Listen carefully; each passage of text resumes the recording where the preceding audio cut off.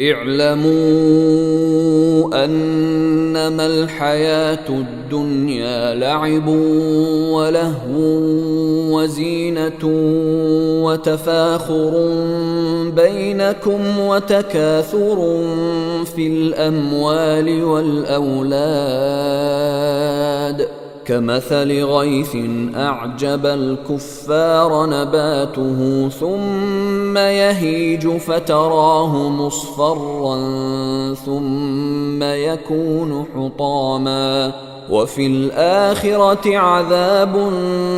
شديد ومغفرة من الله ورضوان وما الحياة الدنيا إلا متاع الغرور।